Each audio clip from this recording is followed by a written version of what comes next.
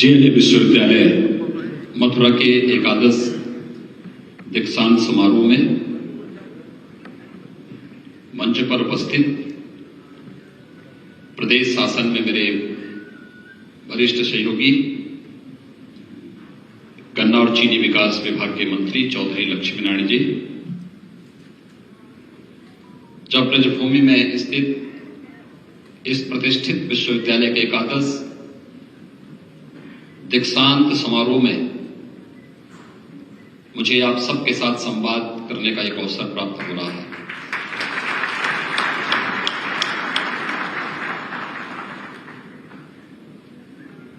ब्रजभूमि की जब मैंने बात की तो एकाएक हम सब का ध्यान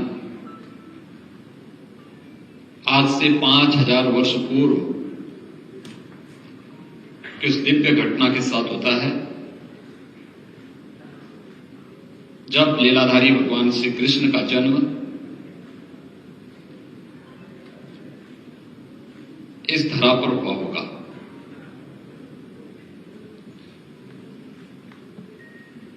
जन्म और उनके जीवन की बचपन की लीलाओं का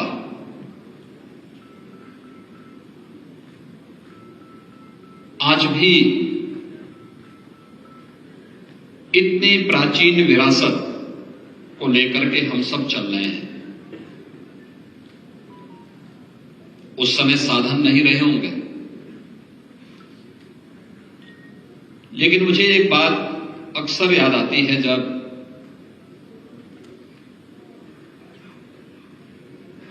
मैं प्रख्यात समाजवादी चिंतक डॉक्टर राम मनोहर लोहिया की रचनाओं को देखता हूं। डॉक्टर राम मनोहर लोहिया एक समाजवादी चिंतक थे।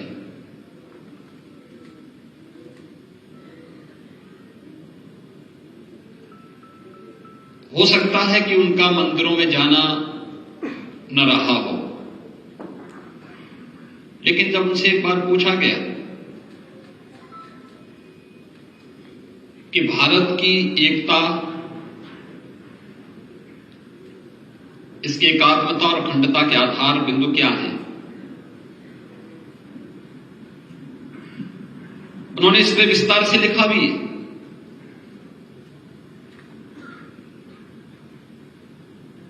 तो उन्होंने कहा कि देखिए, दुनिया के अंदर तमाम देश बने हैं, बिगड़े हैं, परंपराएं आई हैं, समाप्त हुई हैं, लेकिन अगर भारत बना हुआ है, इसके पीछे 3 महापुरुषों का सर्वाधिक योगदान है। उन्होंने शब्द महापुरुष कहे थे। उन्होंने कोई ईश्वर नहीं कहा, कोई भगवान नहीं कहा। उन्होंने कहा ये 3 हैं जिन पर जब तक भारत की आस्था रहेगी तब तक भारत बना रहेगा। और ये 3 हैं, एक राम, एक कृष्ण और एक शिव।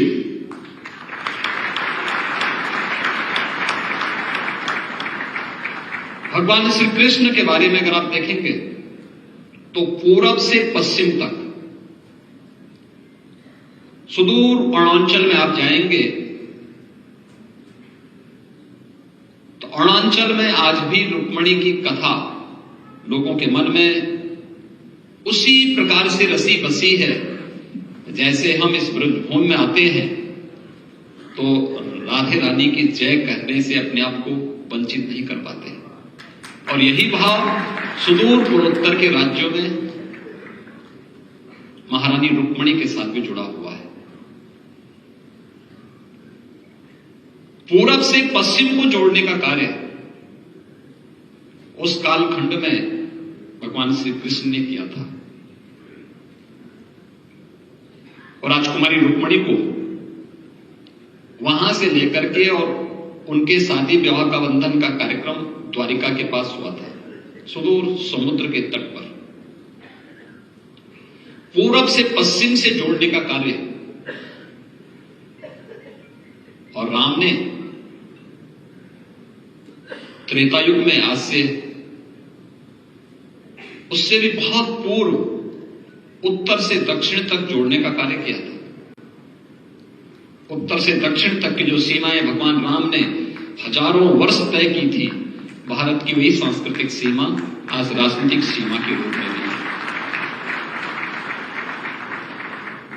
12 ज्योतिर्लिंगों के माध्यम से पूरे भारत को एकता के सूत्र में जोड़ने के कार्य भगवान शिव के द्वारा अलग अलग स्थलों पर जिस श्रद्धा भाव के साथ भगवान शिव के प्रति भारत की आस्था आज भी जुड़ी हुई है, उन देवालयों में, उन शिवालयों में भारत की आस्था उमड़ती हुई दिखाई देती है।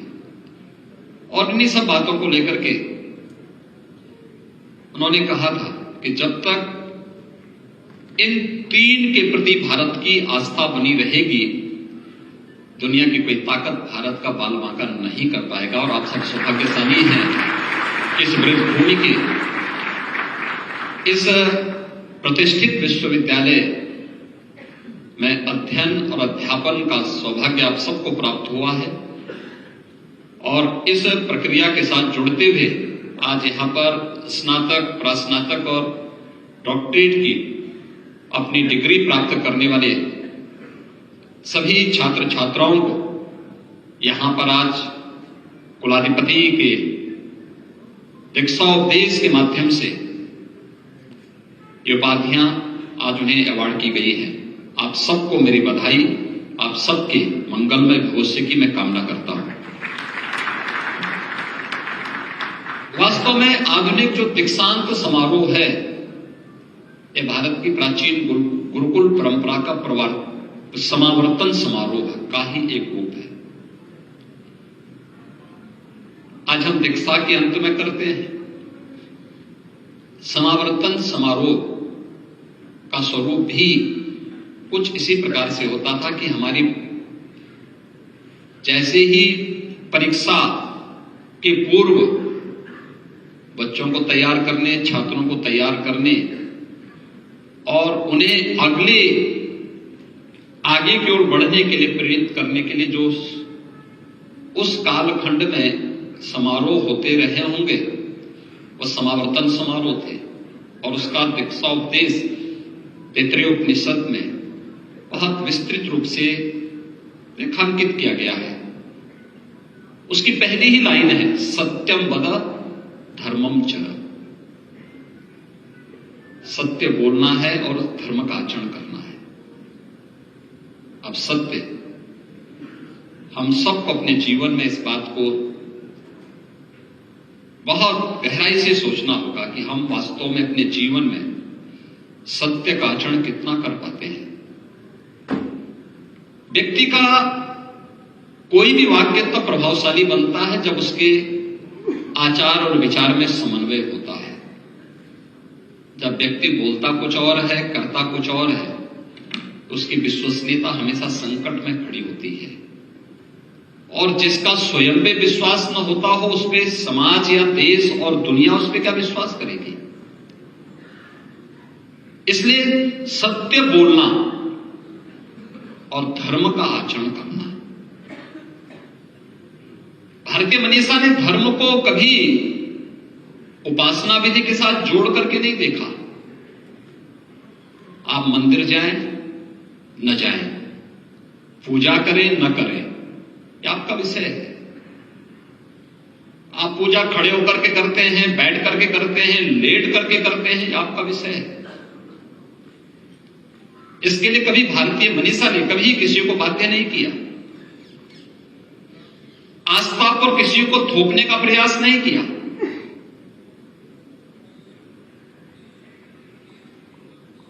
हमने तो सबको जोड़ने का कार्य किया। जो अच्छा था, यही तो हमारा बोध वाक्य था शिक्षण केंद्रों का। आनो भद्रा कर्तो यंतु विश्वत। ज्ञान के लिए सभी दिशाओं को खुला रखो। जहां से भी प्राप्त हो सकता है। हमने कभी नहीं कहा कि हमारे अमुक ग्रंथ में ही दुनिया का सारा ज्ञान है। जैसे एक विदेशी आक्रांता ने जब नालंदा विश्वविद्यालय के सबसे बड़े पुस्तकालय में आग लगाई थी, तो उसको समझाने का प्रयास हुआ कि सब क्या कर रहे हैं, ये भारत की ज्ञान की धरोहर को आप नष्ट करने का पाप कर रहे हैं। तो उन्होंने कहा कि कैसा ज्ञान, क्या इसमें जो कुछ भी है, क्या ये कुरान शरीफ से ज्यादा है? वो तो पहले से उसमें समाहित है, और जो उससे इतर है उसकी हमें आवश्यकता भी नहीं। महीनों तक वो पुस्तकालय चलता रहा। उस विकृत मानसिकता को जिसने दुनिया को कभी स्वीकार नहीं किया, उन्हें अगर कोई आज इस बात को मानता, देवदूत मानकर के उनकी उपासना करता, उनकी पूजा करता है, तो उस विकृत मानसिकता से आज उसके कहर से दुनिया किस रूप में कांपती हुई दिखाई देती है। दुनिया के तमाम देशों में वह आप सबको देखने को मिल रहा होगा। ये मानवता के लिए संकट खड़े करने वाली, जब भी कोई अपनी बात को जबरन दूसरे पर थोपता है, भारतीय मनीषा ने कभी अपनी बात को किसी दूसरे पर थोपने का प्रयास नहीं किया।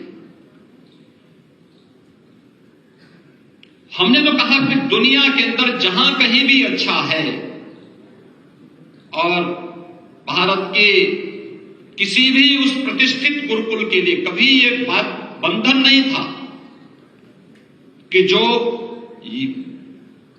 कोई बोले जो इस गुरुकुल में पढ़ाया जा रहा है वही सब कुछ अच्छा है। उन्होंने कहा नहीं, ज्ञान के लिए सभी दिशाएं खुली होनी चाहिए, जहां से भी ये प्राप्त हो सकता है हम उसको अपने जीवन में अंगीकार करें, उसको अपने जीवन का हिस्सा बनाएं। भारतीय मनीषा के इसी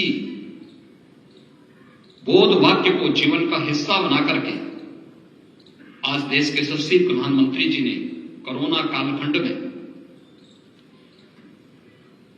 राष्ट्रीय शिक्षा नीति देश के नौजवानों के उज्जवल भविष्य को ध्यान में रख करके बनाई है। ये राष्ट्रीय शिक्षा नीति इसी भाव को लेकर के है। हम केवल अब डिग्री तक सीमित न रहे, एक बार में डिग्री ले, एक ही विषय की डिग्री लेने के लिए भी बाध्य न करें। हम एक बहुआयामी सोच के साथ उसे आगे बढ़ाना है, उसको लेकर के हम आगे बढ़ाने, एक विस्तृत आयाम देना है, और जहां से भी उसको अपनी रुचि के अनुरूप कोई अच्छी चीज लगती है तो उसको हमें आगे बढ़ाना होगा। और भारतीय मनीषा की प्राचीन काल से सोच रही है। दुनिया जब अंधकार में जी रही थी तब भारत के प्रतिष्ठित गुरुकुल जी यहां पर उत्कृष्ट अध्ययन और अध्यापन के केंद्र बने हुए थे। जब साधन नहीं थे उस कालखंड में भी नालंदा, तक्षशिला जैसे प्रतिष्ठित विश्वविद्यालय भारत भूमि पर थे, जो दुनिया को एक नई राह दिखा रहे थे। दुनिया के युवा वहां आकर के स्नातक की उपाधि प्राप्त करके गौरव की अनुभूति करते थे। हम सब के लिए चुनौती होगी उस पुरातन गौरव को पुनर्स्थापित करने के इस प्रवर्तमान अभियान का हम सब हिस्सा बने। ये केवल सरकार के भरोसे नहीं होगा, सरकार और समाज दोनों मिलकर के जब कार्य करना प्रारंभ करेंगे तो इसके परिणाम भी उतने ही अच्छे आते हुए दिखाई देंगे। और उस सामूहिक प्रयास की आज सर्वाधिक आवश्यकता है, और इसमें जीएलए जैसे विश्वविद्यालयों ने एक पहल प्रारंभ की है। उस पहल को हम कैसे आगे बढ़ा सकते हैं? मैं कभी कभी सोचता हूं कि हम विश्वविद्यालय जहां बनाते हैं, अक्सर होता क्या, या कोई महाविद्यालय बनाते हैं या कोई शिक्षण संस्थान बनाते हैं, सरकार के स्तर पर या निजी क्षेत्र में कहीं भी बनता है, एक बात मैं देखता हूं कि वहां के लोकल समाज से हमारा संवाद पूरी तरह समाप्त रहता है। एक प्रकार से लोकल समाज से हम कोई संवाद नहीं रख पाते, उससे एक प्रकार की दूरी हमारी बनी रहती है। ये विचित्र सी स्थिति है। हम जहां पर अपनी संस्था खड़ी कर रहे हैं वहां के समाज से हमारा कोई संवाद नहीं, तो हम संस्था किसके लिए खड़ी कर रहे हैं? संस्था के पीछे का हेतु क्या है? हमारा तो उनके बीच में बेहतर संवाद होना चाहिए। हमारे पास उस समाज की, उस क्षेत्र की, उस जनपद की एक बेहतर स्टडी होनी चाहिए, सामाजिक, आर्थिक, भौगोलिक, और वहां की व्यापक उन संभावनाओं को लेकर के अगर सरकार को कभी कोई आवश्यकता पड़ती है तो हम उस अध्ययन को सरकार के सामने प्रस्तुत कर लें कि नहीं, यहां की योजना इस रूप में बननी है। अक्सर होता है कोई बड़ा प्रोजेक्ट बनाना होता है, हमें टेंडर अवार्ड करने पड़ते हैं। इस प्रोजेक्ट के लिए हमें सोशल इंपैक्ट स्टडी करवानी है। अब उसके लिए कोई बाहर की संस्था आती है, हमारी स्थानीय संस्थाएं उसके लिए अपने यहां की फैकल्टी को, अपने यहां के छात्रों को क्यों नहीं तैयार कर पाती? और अगर हमारे पास स्टडी है, पहले से हमारे पास स्टडी है, हम उसे अपडेट कर रहे हैं, तो फिर हमें कोई नया स्टडी कराने की आवश्यकता ही नहीं पड़ेगी। सरकार ने आज कहा, हमने उनको प्रस्तुत कर दिया कि भाई ये है, अगर आप चाहें इसके अलावा किसी एक थर्ड पार्टी को रख करके इसके बारे में एक बार इसका सत्यापन करवा लें, और हम चाहेंगे कि आप इसको स्वीकार करें, हम इसमें पूरी गारंटी लेने को तैयार हैं। बहुत सारी समस्याओं का समाधान होता हुआ दिखाई देगा। दूसरा, आपके पास एक फंड का फ्लो भी होगा, आपके पास एक व्यवस्था आती हुई दिखाई देगी। हमारे यहां की परंपरागत जो व्यवस्थाएं थी, जिसके लिए दुनिया में जाना जाता था, हमने आयुष से संबंध एक प्रकार से उससे विच्छेदी कर दिए थे। हम आभारी हैं प्रधानमंत्री मोदी जी के, जिन्होंने 2014 में आने के बाद आयुष मंत्रालय का गठन किया। तब भी जिसकी समझ में नहीं आ रहा था, कोरोना ने उनको समझा दिया कि काढ़े की कीमत क्या होती है, हल्दी का मतलब क्या होता है। उत्तर प्रदेश के पूर्व डीजीपी के ग्रैंडसन यूएस में रहते हैं। एक दिन उन्होंने मुझसे फोन किया, उन्होंने कहा कि मेरा ग्रैंडसन आया हुआ, आपसे मिलने का बड़ा उत्सुक है, 5 मिनट का समय दे देते तो। मैंने कहा लेके आ जाइए आप। मैंने समय दिया, जिस समय दिया गया था उसी समय वहां आ गए थे। परिचय होने के बाद मैंने उनसे पूछा, मैंने कहा बताइए कब आए, कैसे आना हुआ, और आप क्यों मुझसे मिलना चाहते हैं? उन्होंने कहा कि मैं यूएस में रहता हूं, वहां पे एक मल्टीनेशनल कंपनी में काम करता हूं। मैं एक दिन अपनी कार से जा रहा था, एक इंडियन रेस्टोरेंट के बाहर एक लंबी लाइन लगी हुई थी।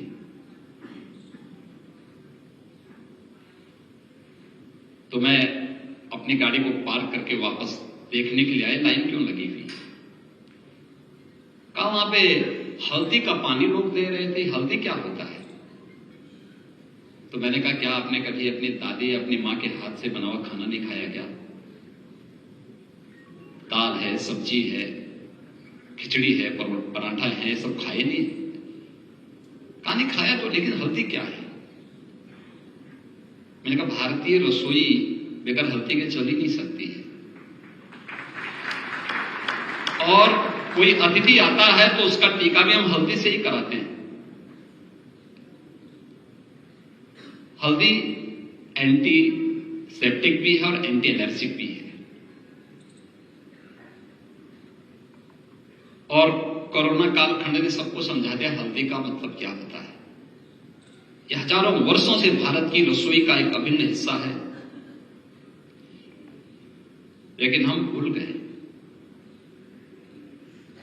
हमने अपनी परंपरागत चिकित्सा पद्धति को विस्मृत किया, भुला दिया, उससे संबंध विच्छेद कर दिए, योग से दूरी बना ली। जब दुनिया योग के पीछे भाग रही है, प्रधानमंत्री मोदी जी ने योग को 21 जून की तिथि को विश्व योग दिवस के रूप में वैश्विक मंच पर रखकर के पूरी दुनिया उसके पीछे भाग रही, तब हमारी समझ में आया कि वाह, योग में भी ये गुण है। बहुत सारी समस्याओं का समाधान करने की क्षमता है। ये केवल शारीरिक और मानसिक विकास के लिए ही नहीं, बौद्धिक उन्नयन के लिए और विज्ञान को उस स्थिति तक पहुंचाने में एक सक्षम है जहां पे विज्ञान की सीमाएं समाप्त होती हैं, और भारतीय मनीषा ने उन सीमाओं का भी अतिक्रमण किया है, और वही अध्यात्म है। याद रखना, जब भी आप भारत की इस परंपरा को अंगीकार करेंगे और उसके साथ जुड़ेंगे, तो विज्ञान की सीमाओं का अतिक्रमण करके जब उस क्षेत्र में आगे बढ़ेंगे तो वह एक विस्तृत संसार होगा। उसके लिए भौतिक दृष्टि नहीं, उसे अंतःकरण की दृष्टि से ही आप अवलोकन कर पाएंगे। लेकिन खैर, एक अलग क्षेत्र है और शिक्षण संस्थानों को भी इस क्षेत्र में कार्य करना होगा, उस दिशा में आगे बढ़ना होगा। बहुत कुछ है उसमें छुपा हुआ। लेकिन शिक्षण संस्थानों का या हमारे संस्थानों का आज के दिन की जिम्मेदारी क्या? हमने शोध की प्रक्रिया को बाधित किया। हम केवल दूसरों की चीजों को अच्छा मानने लग गए। जो दूसरी जगह था, एक बार एक राजदूत मेरे पास आए थे, वो मेरे पूर्व परिचित थे, तो मेरे साथ अपने देश का एक गिफ्ट लेकर के आए। तो मैंने उन्हीं के सामने बोला, मैंने कहा ये आइटम हमारे यहां तो बहुत सस्ता है, 5 रुपए का है। तो मैंने भी उनको एक आइटम दिया,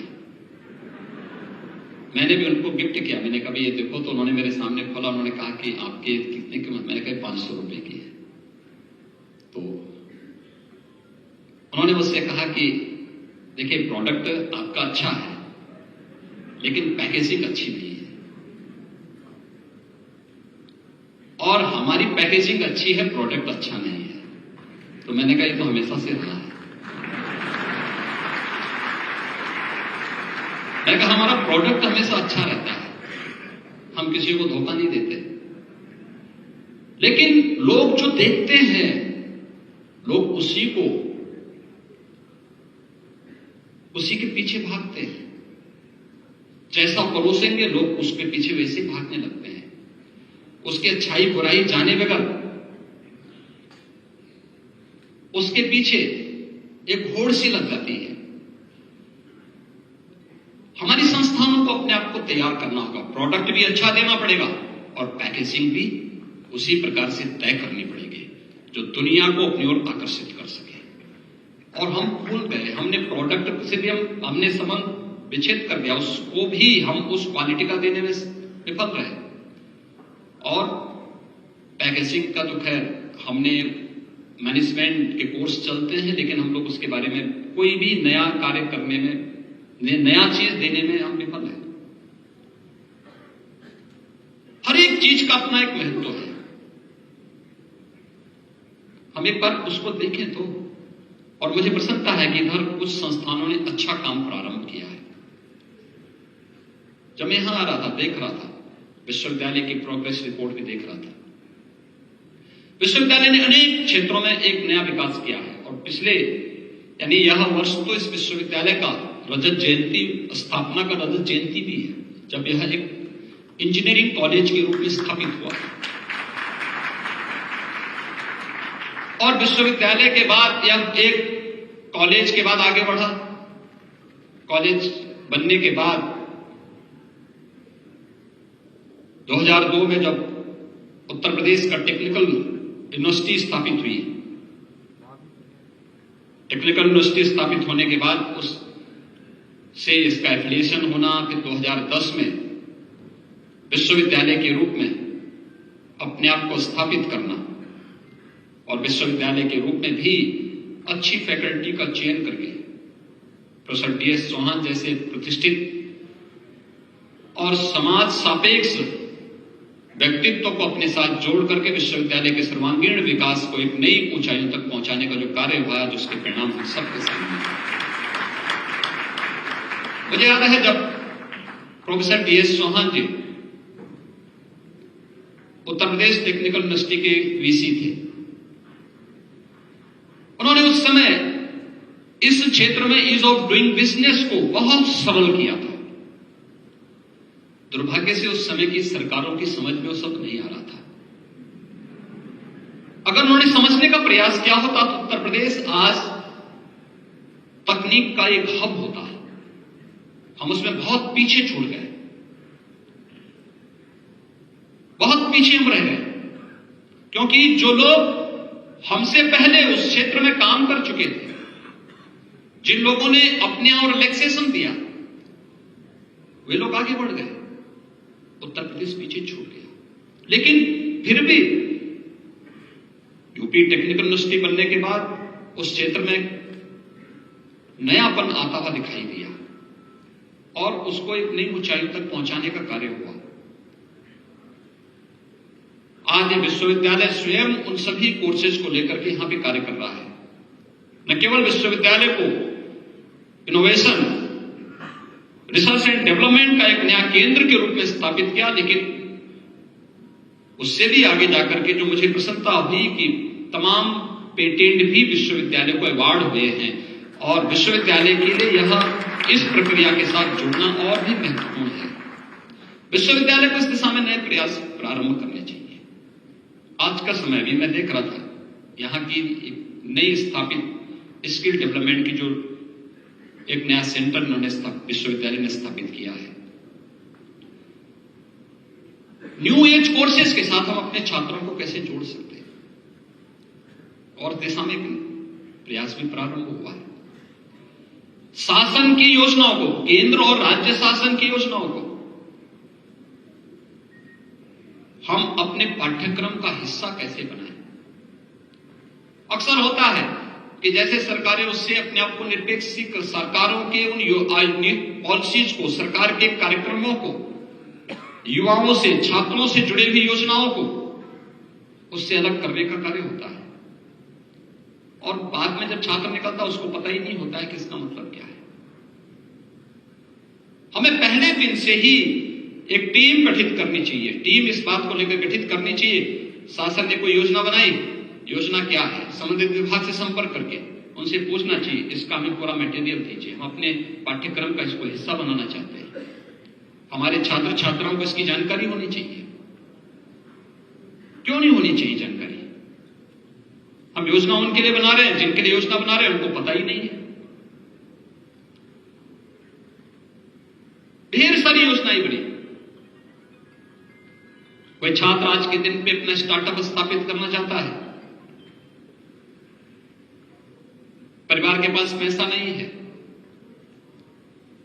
वो भटकता रहेगा, कोई मदद नहीं करेगा। लेकिन अगर उसे मालूम है कि PM मुद्रा योजना है, इस योजना के अंतर्गत मैं बैंक से संपर्क करूंगा, बैंक मुझे सहयोग करेगा, तो आसानी से वह अपना स्टार्टअप स्थापित करने के लिए आगे बढ़ सकता है। लेकिन जब पता ही नहीं, मुख्यमंत्री युवा स्वरोजगार योजना है, इसमें भी हम आगे बढ़ सकते हैं, लेकिन पता ही नहीं है। मेरा मानना है कि आज तो हर विश्वविद्यालय और हर युवा के पास, अभी हम लोगों ने, आपने देखा होगा यूनियन बजट में भी और हम स्टेट की तरफ से भी, सेंट्रल गवर्नमेंट भी PM इंटर्नशिप की एक नई स्कीम निकाली है और स्टेट गवर्नमेंट ने भी CM इंटर्नशिप की एक स्कीम निकाली है छात्रों के लिए, अपने युवाओं के लिए। एक नया अवसर हम दे रहे हैं, वह इंडस्ट्री के साथ जुड़ सके। इंडस्ट्री के लिए हम बाध्य कर रहे हैं कि अगर आपके पास 30 कार्मिक रखने की सामर्थ्य है तो कम से कम आप प्रयास करें कि 2 से 3% इन युवाओं को आप उसमें लीजिए। आधा मानदेय आप दीजिए, आधा मानदेय हम देंगे, गवर्नमेंट इसमें योगदान देगी। छात्रों को उसमें आगे बढ़ने का एक अनुभव, एक एक्सपीरियंस उनके पास आना चाहिए, इसके माध्यम से उन्हें आगे बढ़ने का अवसर प्राप्त होगा। छात्र प्रतियोगी परीक्षाओं की तैयारी करना चाहते हैं, आज जनपदों में अभ्युदय, हर जनपद में अभ्युदय कोचिंग प्रारंभ हुई है और उसमें यूपीएससी से या उत्तर प्रदेश लोक सेवा आयोग से या आईआईटी जेईई से या नीट से जिन लोगों ने क्वालिफाई किया है, जिन लोगों ने उस फील्ड में जाकर के कार्य कर रहे हैं, वही लोग फैकल्टी के रूप में अपना समय देकर के हर जनपद में फिजिकली भी और वर्चुअली भी क्लासेस चला रहे हैं। एक बड़ा अच्छा अवसर उसमें है। इस बार उत्तर प्रदेश लोक सेवा आयोग का मैं देख रहा था, 43 युवा उसी कोचिंग से आगे बढ़ करके उन्होंने स्थान प्राप्त किया। उत्तर प्रदेश के अंदर तकनीकी रूप से सक्षम और समर्थ बनाने के लिए, युवाओं के लिए 2 करोड़ यूथ को हम लोग वर्तमान में टैबलेट या स्मार्टफोन उपलब्ध करवा रहे हैं। हमारा प्रयास है कि उसमें भी हम लोग शासन की स्कीम को रखें, केंद्र और राज्य शासन की योजनाओं को उसके साथ जोड़ें, लेकिन हमें स्वयं भी संस्थानों को उसके साथ तो कार्य करना होगा। स्टार्टअप की एक नई संस्कृति को जन्म देना होगा। उत्तर प्रदेश देश के अंदर सबसे उर्वरा भूमि रखता है, सबसे अच्छा जल संसाधन है, स्टार्टअप इसमें क्यों नहीं स्थापित हो सकते? एमएसएमई का सबसे बड़ा बेस हमारे पास है, सरकार ने थोड़ा उसमें सपोर्ट किया। 96 लाख एमएसएमई यूनिट यूपी के पास है। 2017 के पहले बंद प्राय सा हो गया था, मृत प्राय सा था। अब सोचिए 96 लाख यूनिट अगर बंद होती क्या स्थिति होती है? लाखों लोगों का रोजी और रोजगार समाप्त हो जाता। सरकार ने थोड़ा पुशअप किया, थोड़ा सपोर्ट किया, उनके लिए स्कीम निकाली, सरकार पर बहुत बोझा नहीं पड़ा। परिणाम क्या है? उत्तर प्रदेश को एक्सपोर्ट का हब बना दिया है एमएसएमई यूनिट ने। हमारे परंपरागत उद्यम से जुड़े हुए उद्यमियों ने अपने पुरुषार्थ से उत्तर प्रदेश को एक्सपोर्ट का एक नए हब के रूप में स्थापित कर दिया। आज 1,60,000 करोड़ रुपए का एक्सपोर्ट हो रहा है यूपी से। अनंत संभावनाएं, इसमें भी हम नया स्टार्टअप स्थापित कर सकते हैं, एक्सपोर्ट प्रमोशन के लिए कार्य कर सकते हैं, नई डिजाइनिंग और पैकेजिंग की यूनिट स्थापित कर सकते हैं। बहुत कुछ नया इसमें किया जा सकता है, लेकिन इसकी ट्रेनिंग विश्वविद्यालय स्तर पर, शिक्षण संस्थानों के स्तर पर ही हमें इसके लिए छात्रों को मानसिक रूप से तैयार करना होगा। इसको छात्रों के सामने प्रस्तुत करना होगा, उनको एक दिशा देनी होगी, बताना पड़ेगा, उसे आगे बढ़ाने के लिए प्रेरित करना पड़ेगा। एक विस्तृत क्षेत्र है जिस पर कार्य हो सकता है, और अब तो विश्वविद्यालय भी नए बन रहे हैं, अच्छी अच्छी संस्थाएं इसमें आगे आ रही हैं। ज्ञान का आदान प्रदान भी होना चाहिए। हम तो बार बार इस बात को कहते हैं, क्या आवश्यक नहीं कि किसी विश्वविद्यालय में सभी फैकल्टी हो, लेकिन जहां है आप वहां से संवाद बनाइए, वहां एमओयू करिए उस संस्था के साथ, उस फैकल्टी को फिजिकली भी और वर्चुअली भी जोड़िए। हमने तो कोरोना कालखंड में वर्चुअली आईसीयू चलाए थे, सबसे क्रिटिकल होता है आईसीयू चलाना, और हम लोगों ने वर्चुअली चलाने प्रारंभ किए। कोरोना महामारी आई थी, उत्तर प्रदेश के तब तक 36 जनपद ऐसे थे जिनके पास एक भी वेंटिलेटर नहीं था। उन जनपदों में वेंटिलेटर स्थापित किए। फिर मुझे बताया गया कि इनको चलाने के लिए हमारे पास मैन पावर नहीं है। मैंने कहा जो भी मैन पावर है इसकी ट्रेनिंग दो। हमने लखनऊ में एसजीपीजीआई में और केजीएमयू में उनकी ट्रेनिंग करवाई। मास्टर ट्रेनर तैयार किए। अब हम लोग ट्रेनिंग 10-15 दिन की दे रहे थे, तब भी हम लोगों को एक संदेह था कि पता नहीं आगे क्या होता है। अब इसको आगे बढ़ाने के लिए हर जनपद में हमें आईसीयू प्रारंभ करने थे, तो फिर हमने कहा भी वर्चुअल इनको जोड़ो और एक नियमित रूप से एक व्यवस्था बना दी थी कि नियमित रूप से हम सायंकाल 5 बजे से लेकर 6 बजे तक 7 बजे तक SCPGI, KGMU, RNL जैसे संस्थान प्रत्येक जनपद के आईसीयू को मार्गदर्शन करेंगे, वर्चुअल उनके रिजल्ट को देखेंगे और फिर अगर कहीं कोई कमी आ रही है तो फिर लखनऊ से टीम जाती थी वहां उनको सहयोग करने के लिए और बेहतरीन परिणाम आए। पूरे प्रदेश के सभी 75 जनपदों में हम आईसीयू देने में सफल हुए। यह कार्य अगर टेक्नोलॉजी के माध्यम से आसान किया जा सकता है और अगर वर्चुअल आईसीयू चल सकता है, टेली कंसल्टेशन की बेहतरीन सुविधा आगे बढ़ सकती है, कोई कारण नहीं कि हम इस व्यवस्था को अपनी संस्थाओं में क्लासरूम संचालित करने के लिए न कर सके। ये हो सकता है, पहल करनी पड़ेगी।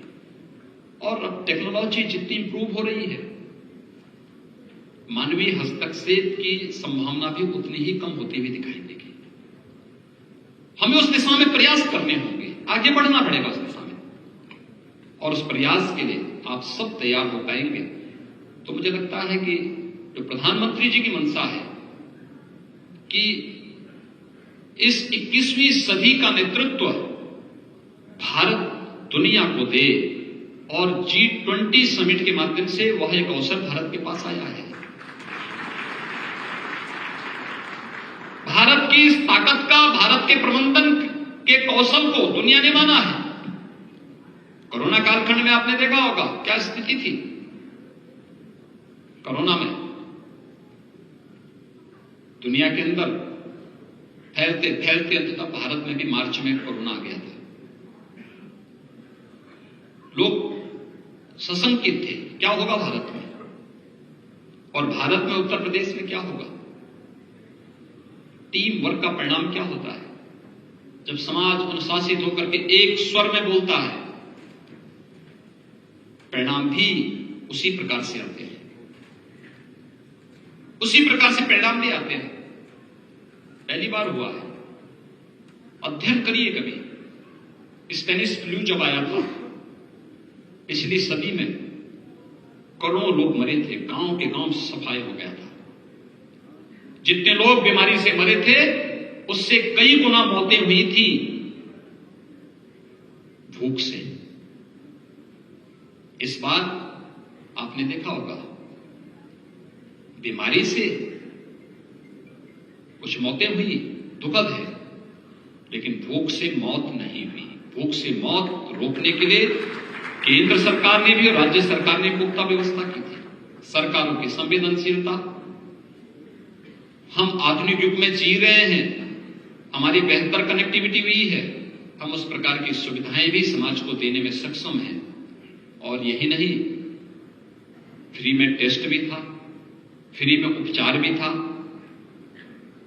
और फ्री में वैक्सीन भी देश के प्रत्येक नागरिक को उपलब्ध करवाने का कार्य हुआ था। पहली बार हुआ है किसी महामारी के बाद वैक्सीन 9 महीने के अंदर उपलब्ध हो जाए, और एक नहीं 2 स्वदेशी वैक्सीन और दुनिया की सबसे प्रभावी वैक्सीन। ये भारत देने में सफल हुआ। ये भारत की एक नई उपलब्धि है और दुनिया के अंदर सबसे कम मृत्यु दर, सबसे बेहतरीन प्रबंधन भारत का रहा। भारत के इस प्रबंधन को दुनिया ने सराहा, WHO जैसी संस्थाओं ने भी उसकी सराहना की। और इसलिए आज हम सब के लिए आवश्यक है कि हम कैसे अपने आप को तैयार कर सकें। G20 समिट होने जा रहा है। G20 के समिट के माध्यम से भी हम लोग आज अपने आप को वैश्विक मंच पर स्थापित कर सकते हैं। G20 में वे 20 बड़े देश हैं जिनका दुनिया के 60% आबादी जहां निवास करती है। 75% ट्रेड पर जिनका एकाधिकार है, 85% जीडीपी पर भी जिनका अधिकार है और 90% से अधिक पेटेंट पर भी जिनका अधिकार है, उन देशों का जो समूह है वो G20 है। और G20 से जुड़े हुए देश आज भारत के नेतृत्व में अगले 1 वर्ष तक दुनिया के लिए तमाम प्रकार की योजनाओं को बनाने वाले हैं। और इस दौरान उत्तर प्रदेश के अंदर भी कुछ समिट होने हैं। उसके लिए अपने आप को तैयार करना, उसके लिए अपने आप को जोड़ना। हमारे यहां रहेंगे तो हम क्या कर सकते हैं? स्वच्छता के कार्यक्रम के साथ जुड़ सकते हैं। अपने यहां आतिथ्य सेवा के लिए भारत प्रसिद्ध है, उन कार्यक्रमों के साथ हम जोड़ सकते हैं। दुनिया से आने वाले 20 उन प्रतिष्ठित देशों के अलावा 9 मित्र देशों के भी आने वाले प्रतिनिधियों की आतिथ्य सेवा के साथ जोड़ सकते हैं। उनका लोकल विजिट होगा, अलग अलग जगह पे जाएंगे, पौराणिक और ऐतिहासिक स्थलों का भी लोग अवलोकन करेंगे। वहां कोई दिक्कत ना हो, वहां पर किसी प्रकार का कोई उपद्रव न करने पाए, किसी प्रकार की कोई अराजकता और किसी प्रकार का कोई भी उनके मार्ग में अनावश्यक व्यवधान पैदा करने का प्रयास न कर सके। समाज को स्वयं इसके लिए तैयार होना होगा। एक नई छवि लेकर के जाएंगे भारत के बारे में। जो दुनिया में दुष्प्रचार हो रहा है, उससे इतर लोग जब यहां के सामर्थ्य को, यहां के आतिथ्य भाव को, यहां की स्वच्छता के इस दृश्य को देखेंगे, एक नया संदेश लेकर के जाएंगे। वैश्विक स्तर पर भारत की एक नई छवि में निखार आएगा। दूसरा, हमने किन किन क्षेत्रों में प्रोग्रेस की है, यह भी उनको दिखाने का एक अवसर प्राप्त होगा।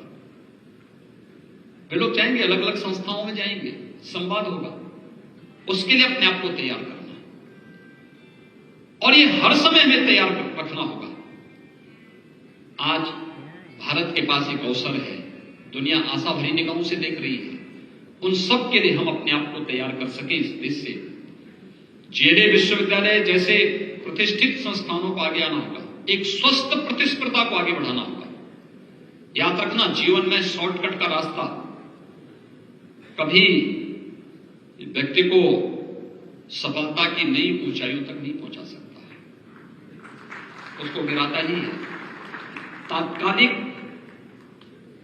सफलता के बाद जब वह व्यक्ति गिरता है तो उसके बाद कमर ही टूटती है, उसके बाद फिर कोई गुंजाइश नहीं बचती है। इसलिए शॉर्टकट का रास्ता नहीं, संघर्ष का रास्ता है।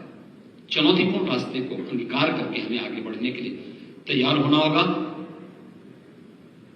राष्ट्रीय शिक्षा नीति इसके लिए आप सबकी तैयारी कर रहा है, आप सबके स्वागत के लिए उत्सुक है। और उत्तर प्रदेश को इसके अनुरूप बनाने के लिए हम लोगों ने अभी हाल ही में उत्तर प्रदेश के अंदर ग्लोबल इन्वेस्टर समिट के भी आयोजन की एक तिथि तय की है। आप सब जानते हैं ग्लोबल इन्वेस्टर समिट, लोग कहते थे क्या उत्तर प्रदेश में निवेश कोई करेगा? 2018 में जब हम लोगों ने पहला इन्वेस्टर समिट किया था, लोगों को आशंका थी क्या होगा। मैंने कहा चिंता की कोई बात नहीं, उत्तर प्रदेश में बहुत अच्छा निवेश होगा। उस समय हम लोगों ने लक्ष्य रखा था। लोग मेरे पास पहली बार टीम आई थी मेरी, तो टीम लेकर के आई थी, लक्ष्य लेकर के आई थी कि साहब 20 से 30 हजार करोड़ का है। तो मैंने कहा भी फिर इसको करने की आवश्यकता ही नहीं। मैंने उनको कहा भी 2 लाख करोड़ तक का लक्ष्य रखो पहले। उन्होंने कहा सब नहीं हो पाएगा। मैंने कहा आपके सब मुंह से ना निकलना है मुझे बड़ा आहत करता है, और मुझे लगता है कि उत्तर प्रदेश का बजट कितने का है मालूम है?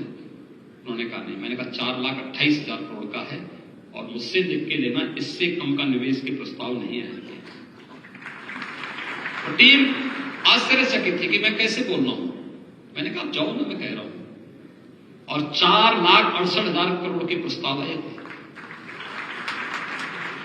4,68,000 करोड़ के प्रस्ताव उत्तर प्रदेश को प्राप्त हुए थे। कोरोना के बावजूद हम लोग लगभग 4 लाख करोड़ रुपए के प्रस्ताव को जमीनी धरातल पर उतारने में सफल हुए थे, जिसमें आपके इसी विधानसभा क्षेत्र के कोसी कला में स्थापित पेप्सिको की यूनिट भी उसी हमारी इन्वेस्टर समिट का हिस्सा रही है। और भी तमाम अन्य संस्थाएं, तमाम यूनिट है। ये चीजें दिखाती हैं सरकार थोड़ा प्रयास प्रारंभ कर ले। इस बार लोग कहते थे क्या होगा, कोरोना है। हमने कहा देखो मैं जा रहा हूं ब्रजभूमि में, वहां पर जब कोरोना की सेकंड वेव आने वाली थी, दुनिया दहशत में थी, लोग मुझसे कहते थे कि वहां पे वैष्णव कुंभ नहीं होना चाहिए। मैंने कहा जरूर करेंगे, और हम लोग आए थे यहां पे वैष्णव कुंभ जब संपन्न हो गया उसके बाद सेकंड वेव आई थी। तो मैंने कहा कोरोना कुछ नहीं बिगाड़ पाएगा, आने दीजिए, हम अपना कार्यक्रम करेंगे। और हम लोगों ने भी तय किया है इस बार निवेश उत्तर प्रदेश के अनुरूप होगा। उत्तर प्रदेश की आबादी से कम भी नहीं होगा और उत्तर प्रदेश की जीडीपी से कम तो होने का सवाल ही नहीं होता है। इससे अच्छा निवेश प्रस्ताव यूपी के अंदर होने जा रहे हैं। ये निवेश इन सभी युवाओं के लिए रोजगार की अनंत संभावनाओं को लेकर के आने जा रहा है। अब उत्तर प्रदेश के यूथ को दुनिया के पीछे नहीं भागना पड़ेगा। उत्तर प्रदेश के युवाओं को अब देश के अंदर भी अन्य जगहों पर नौकरी और रोजगार के लिए नहीं भागना पड़ेगा। उत्तर प्रदेश के में स्थापित होने वाली अलग अलग 25 सेक्टर्स में होने वाला यह निवेश आपके लिए लाखों नौकरियां लेकर के आने वाला है। और उसके लिए आप तैयार करें अपने आप को। विश्वविद्यालय उसके लिए अपने युवाओं को तैयार करें। विश्वविद्यालय को इनोवेशन R&D की एक नए सेंटर के रूप में, एक नए हब के रूप में स्थापित करना यह आज की आवश्यकता है। लेकिन अपनी विरासत से कभी संबंध विच्छेद मत करना। उसके साथ अपने संवाद को बनाए रखना। याद रखना, अपनी विरासत से भटका हुआ व्यक्ति त्रिशंकु की तरह भटकता रहता है। उसका कोई लक्ष्य नहीं होता, उसकी कोई मंजिल नहीं हो सकती। उसके साथ संवाद बनाते हुए, उसके साथ अपना आत्मीय संबंध जोड़ते हुए, अपने आप को तकनीकी रूप से फिट करना, तैयार करना, शारीरिक और मानसिक और बौद्धिक स्तर पर अपने आप को उसके लिए तैयार करना, यह आज की आवश्यकता है। इसके लिए यहां की फैकल्टी, यहां के सभी छात्र छात्राएं अपने आप को तैयार करेंगे। जितने भी पुरातन छात्र विश्वविद्यालय के हैं उनको निरंतर यहां आमंत्रित करके उन्होंने क्या कुछ अचीव किया है वो यहां पर कैरियर काउंसलिंग में मदद करें। यह हमारी सबसे बड़ा कमजोर पक्ष अभी भी बना हुआ है। मैं अक्सर देखता हूं, और मैं यहां स्किल डेवलपमेंट का जो नया सेंटर स्थापित हुआ वहां मैं देख रहा था, बहुत अच्छे उन्होंने वहां पर कार्य प्रारंभ किए हैं।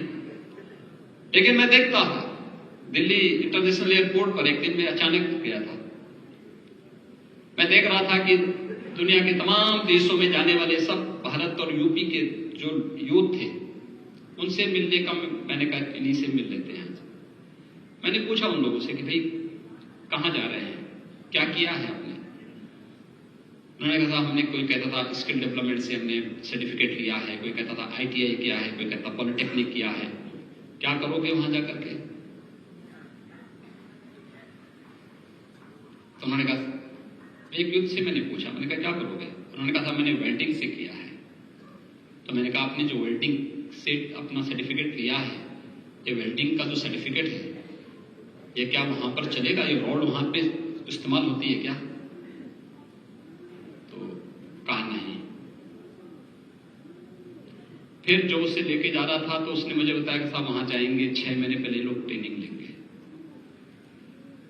उस तकनीक को सीखेंगे, फिर भाषा सीखे, पहले भाषा सीखेंगे, फिर उसको सीखेंगे। सीखने के बाद हम उस तकनीक को दुनिया के अंदर कहां क्या डिमांड है उसके अनुरूप अपने छात्रों को तैयार करना। इंडस्ट्री की क्या डिमांड है उसके अनुरूप छात्रों को तैयार करना, तकनीक के अनुरूप उसके बनाना, उसको तैयार करना, उस प्रकार के लैब्स स्थापित करना, उस प्रकार की सुविधाओं से युक्त करना। ये सभी कार्य अगर हम साथ साथ कर सकेंगे तो फिर डिग्री लेने के बाद उस छात्र को भटकना नहीं पड़ेगा, या अपना डिप्लोमा या सर्टिफिकेट लेने के बाद भी उस छात्र या छात्रा को भटकना नहीं पड़ेगा। पहले दिन से ही वह अपने 100% प्लेसमेंट की गारंटी देने की सामर्थ्य रख सकता हो, इस प्रकार की सुविधा हम देने की तैयारी करें। जेले यूनिवर्सिटी को मैं एकादश दीक्षांत समारोह के लिए हृदय से बधाई देता हूं। इन सभी डिग्री प्राप्त करने वाले छात्र छात्राओं को अपनी शुभकामनाएं देता हूं और मुझे पूरा विश्वास है ब्रजभूमि का उपकार आप पर डिग्री के रूप में है, उसको हर हाल में जैसे भी हो सकता हो उसको जीवन भर अपने जीवन का हिस्सा बनाते हुए ब्रजभूमि के विकास के लिए और अपने उन सभी संस्थाओं के साथ अपना आत्मीय संबंध जोड़ते हुए जहां जहां से भी आपने जैसे भी लिया, अपने कड़वे अनुभवों को भूल करके सुखद अनुभवों के साथ आगे बढ़ने का कार्य आप सभी करेंगे। आप सबके प्रति मेरी मंगलमय शुभकामनाएं हैं। धन्यवाद। जय हिंद।